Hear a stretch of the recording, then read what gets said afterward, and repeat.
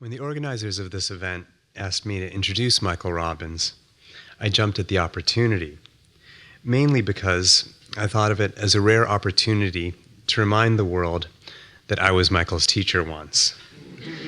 Although my childlike physical appearance might make that little bit of literary history hard to believe. In Song of Myself, Walt Whitman wrote that he most honors my style who learns under it to destroy the teacher. And Michael was, if I recall correctly, pretty much that kind of student. Though in Michael's case, the student not only destroys his teacher, but humiliates him too, by rocketing to literary superstardom while his former instructor continues to toil away in the trenches of poetic obscurity. Indeed, Michael's first book of poetry, Alien versus Predator, has met with a truly astonishing and richly deserved critical reception in venues from the New York Times to Entertainment Weekly. Alien versus Predator announces the arrival of a wholly original voice in the landscape of contemporary American poetry. The distinctiveness of Michael's voice, at once playful, transgressive, rueful, and always ferociously intelligent, has been recognized by a host of literary magazines, ranging from The New Yorker to Poetry to the Paris Review and beyond. Part Edward Lear, part Frederick Seidel, and wholly Michael Robbins, the speaker of this collection negotiates the terrain of popular culture with subspecializations in hip-hop and Hollywood, literary history, and postmodern anomie with uncommon brio. But the wit and rage are held in productive tension through the operations of Robbins' virtuosic sense of poetic form. Here, Beckett, as in Samuel, is made to rhyme, surprisingly and entirely appropriately, with casket. The venerable quatrain is resurrected in service of a zombie movie Poetics of shock and gallows humor. The low form of doggerel finds itself elevated to a vehicle uniquely suited to our endlessly ironical historical moment. I don't know of any first book of poetry that has received such a wildly enthusiastic reception from all quarters of the critical establishment. Alien versus Predator speaks for a new generation of American poets in search of a voice expressive of our particular political, cultural, and psychological predicament. It is the most original first book of poetry I've read in years. As if this weren't enough, Michael has also made a name for himself as a critic of contemporary poetry, publishing reviews in such venues as the Times Literary Supplement, Poetry Magazine, and pretty much everywhere in between. He's recently signed a contract with Simon & Schuster for his collection of reviews and essays on poetry, titled Equipment for Living, which will, I suspect, become a classic document of our contemporary literary moment. This writer will surely be at the heart of our ongoing conversation about poetry and poetics in the years to come.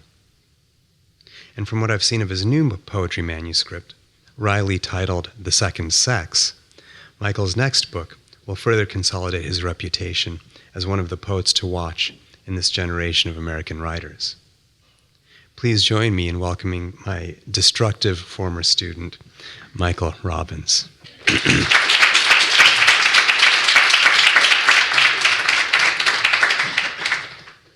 That was very moving, Chiku. Thank you. I was trying to think of how to express my gratitude, and I'm just going to have to get you, buy you a drink at Jimmy's one of these nights, and we'll go over it. I want to thank the Master of Arts program in Humanities for having me, which is an especially, an especially meaningful invitation, given that 10 years ago, I was just talking to Miranda about this, it's been 10 fucking years, I entered the MA-PH program as an insecure, early 30-something. I'm a little bit older than you is one reason. I think I'm like 3 years older than you or something. So having a professor who was younger than me was like this gnawing little hamster of insecurity. So So I had to destroy you. It was not, there was no. But to be reading here at my alma mater and to be invited is such an honor. So I really appreciate it. And I want to read, if it's okay with you, some poems from my new manuscript, The Second Sex, which will hopefully be out about this time next year. I'm about to send the manuscript off to Penguin. And barring any unforeseen, the publishing industry could go under, but Penguin recently merged with Random House, and they're now, the Times called them the most powerful publishing house in the world, which I feel sort of bittersweet about, because on the one hand, I want money and fame, but on the other hand, I want to support, I want to crush the capitalist pigs. But I just kind of go around that by saying I want to crush all the capitalist pigs except the ones at Penguin. So this is I also have a prize that I'm going to give an audience member at some point. We'll hold that for later. This is a poem called "Oh Wow," which were allegedly the last words of Steve Jobs. It's sort of an elegy for Steve Jobs. The only reason you're not going to hell is you're already in it. The Fear Factor contestant says he's in it to win it. Science, the opiate of the elite, asks too many questions. I become tired and sick till I wander off by myself and listen in perfect silence to the sun sessions. Why is there something rather than something else? Is a question only Southern rock can answer. The cattle all have brucellosis. Grandma's dead of cancer. The astronauts of my youth plant the flashing MTV logo on the moon. I thought of that historic moment on the day Steve Jobs was taken from us too soon. The artist formerly known as Sting gives back rubs to the war orphans. Swami Svatmarama distributes copies of the Hatha Yoga to boost the orphans' endorphins. Would you care to make a small donation? The orphans with remaining limbs give the Dharma a standing ovation. Oh wow, a guy came on your face and you wrote about it? That's so daring. Let me be among the very first to say thanks for sharing. If you need a writing tutor, I am programmed to oblige. Lesson 1, metaphor, a kind of bridge. A blackbird can be looked at in a number of ways, including 2. A man and a woman are the loneliest number that you'll ever do. I'm glad you said that about Doggerel, because occasionally I get emails from people who inform me that poems like that are not in meter. And I think, poor Ogden Nash. Did Ogden Nash get letters like that? We should remember Ogden Nash. Or Seidel, he has the same problem. This is a poem called In the Air Tonight. I had a dream last night because of this event, I think. Miranda asked me to mention this.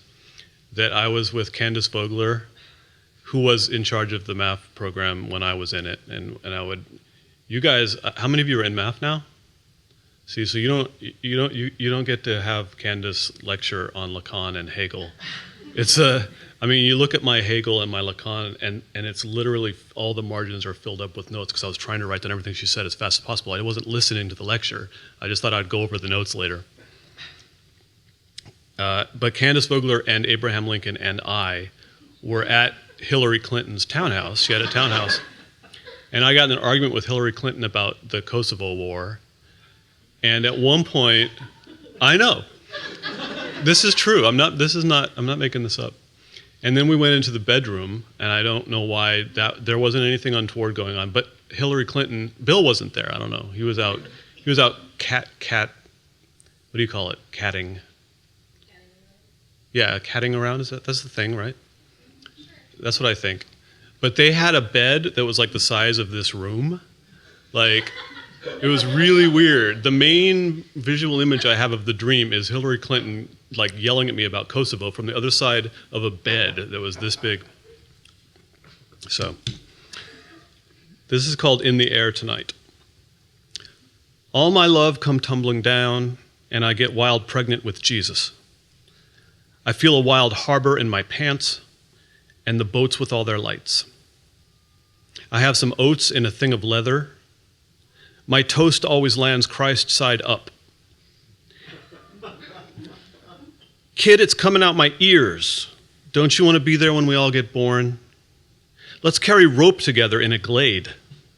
Boom Boom Mancini survived on ferns and roots for a month on Fire Island. I led the search party. It's what I do. I too dislike you. I rock down to Electric Avenue. Let's reinvent, then die behind the wheel. I've been waiting for this moment for all my life, oh Lord. Is it all right that I'm just reading new poems? I'm sick of reading the old poems. This is called Springtime in Chicago in November, which does not describe this November, but it did when I wrote it last November. I don't know. You guys might not have been here, but it was like 60 degrees in November. I preferred it. Springtime in Chicago in November, Springtime in Chicago in November, my 41st year to heaven. My left hand wants to know what my right hand is doing. Oh, sorry I asked. First comes love, which I disparage. I blight with plagues of baby carriage. Green means go and red means red. Now we're cooking with Sudafed. Steer by, deer fly, I hereby declare the deer tick on my derriere a heretic. Derelict, hunker down. Get the lead out, Goodman Brown. Get thee behind me, Nathan. Horsemen, took a little bit. Horsemen ramble on. Springtime snows white hairs on me. Green means go and go means gone. This is titled after the classic album by Rat, Out of the Cellar. Yes. I was, I was like 10 when that came out. I must have been older than that, 12. But it was my favorite record at that time. Windows to wash and dust to dust. You must improve your archaic bust. In the name of extremes and of Krispy Kremes and of mascara metal, amen. I mean, come on. I've known rivers. I know seams. I rent my shoes. Daddy worked the pneumatic tubes. Hold steady, holy sea. You've really got a hold on me. Because your friends don't dance, I'm applying for grants. Thanks, Guildenstern and gentle Rosencrantz. I don my customary suit of solemn black. It takes a nation of morons to hold me back.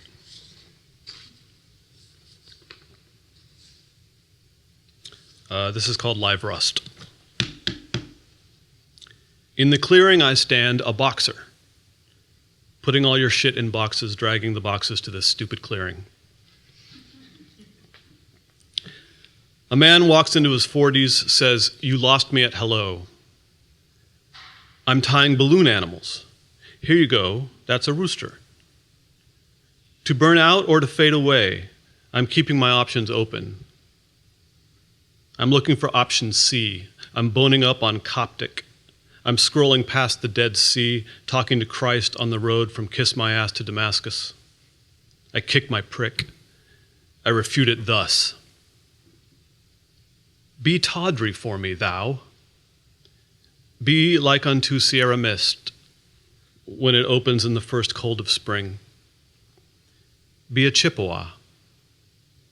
According to the oral history outside the tasty freeze, you sucked on a chili dog with your head between your knees.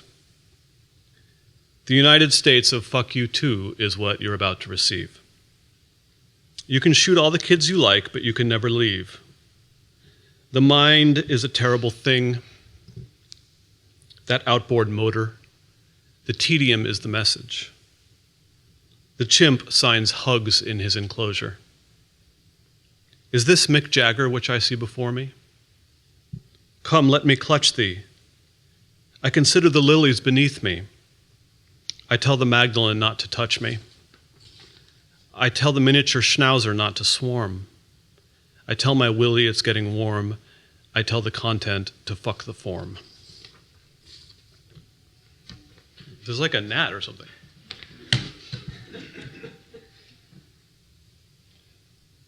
This one I wrote when I turned 40, which is a melancholy event if you're a person.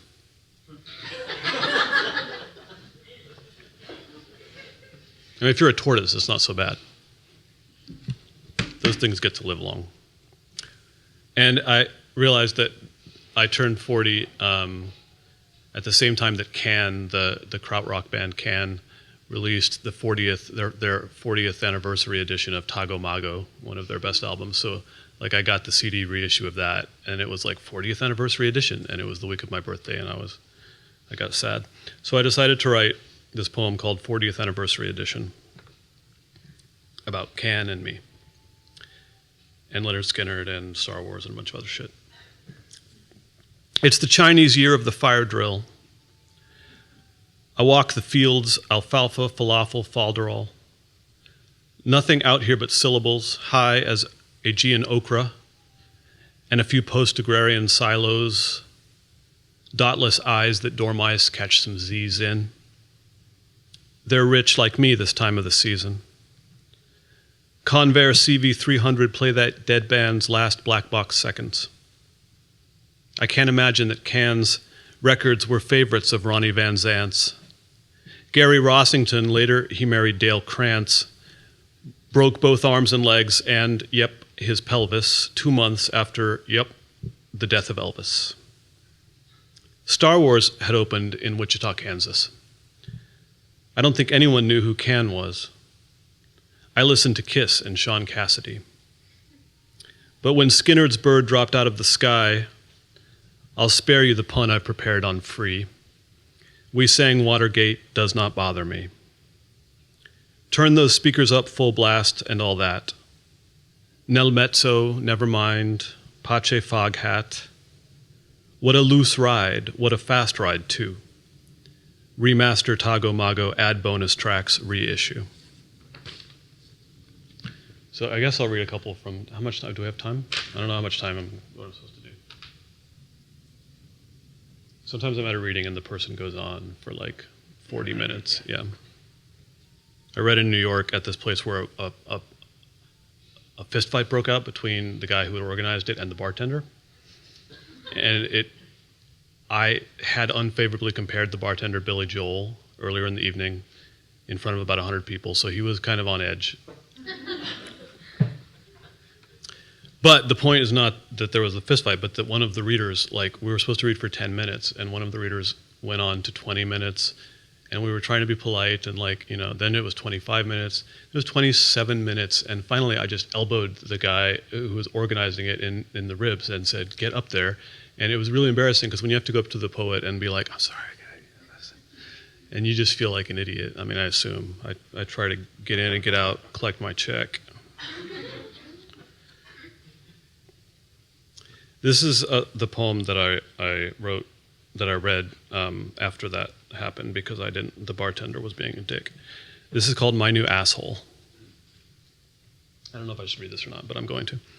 My new asshole's official candy is cola-flavored and fish-shaped. I sexually harass it. It puckers with distaste. My new asshole could be your friend if you had any friends. My new asshole is making a name for itself. It is a way of looking at the world. It tilts at megabucks. It tithes its chocolate tenth. It moons over my hammy. It sings a song of sapience. Now it wants a puppy. It wants to open a Red Lobster. Where did it get that strawberry? My new asshole has discovered boys. My new asshole says so much. My new asshole is being bullied. It occurs to me I am my new asshole. I am talking about myself again. I once was teaching a class, not here, and one of my students asked me if I was gay. This is in Mississippi. Like, just out of the blue, you know, during class, like right before class starts, you know, she says, "Are you gay?" And I said, what? And then I was like, well, I mean, why are you asking that? Because I didn't want to be like, no. And I also didn't want to be like, well, that's not a very proper question. I wanted to find out what was going on. So she was like, well, I just read one of your poems online, and it talks about how your new asshole discovers boys, you know. And so we had like it was like a nice teaching moment to learn about the distinction between the speaker and the poet. I think she still thought I was gay, but that's all right. So I'll read like, what, 2 more? Is that okay? Okay, 2 more. I always read that. I don't like that. Sorry, you're supposed to do this before the reading.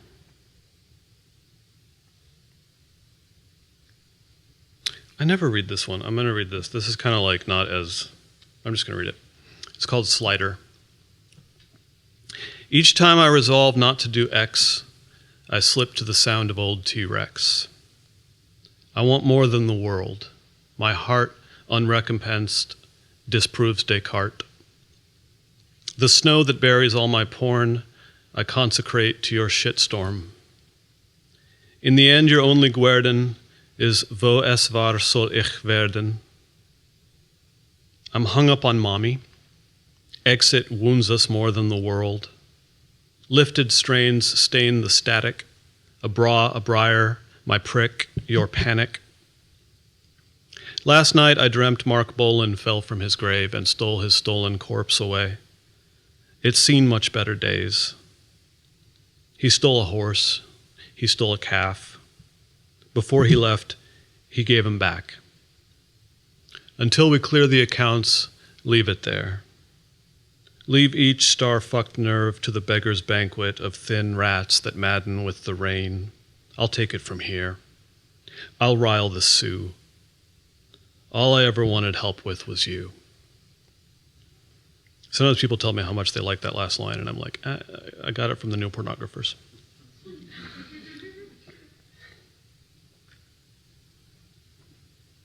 They're supposed to have someone selling the books, but I was just at the seminary co-op, and they do have copies of the book if you feel like having a copy of the book.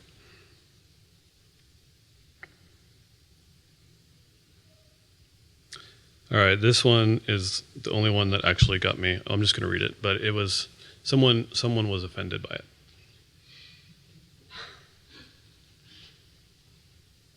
But it's really not that offensive. You know, I read at Lake Forest, and they invited me to read Joshua Corey and some great people over there. And I gave a reading, and the students seemed to like it. And then I asked Bob Archambault what they had said about it later, and he said, one of them said, he thinks he's so shocking, but we have the internet. And I was like, I've seen Two Girls, One Cup. I understand that this is not like, I haven't really seen it. It's not supposed to be shocking. Material Girl. You're coated with salmonella, or am I confusing you with the kitchen sponge again? A beautiful phrase, cellar door, but I prefer you win. I prefer to sit and spin. Black people can't swim. Yes, we can. That was the part that offended. The giant Kool-Aid pitcher doesn't love a wall. I think that line is genius. I'm totally okay with that line. I replaced the mirrors with Rorschach blots. Think some Arnold Horshack thoughts. I backed over the last passenger pigeon. The sex was great. The mobbled queen was good. Oh, brave new world that has such Snapple in it. I measure my pleasure in Amber Alerts. I'm riding to heaven on a camel-sized needle. Its eyes as big as the Ritz, but these camels, each hump's wider than the sky. Thank you very much for having me.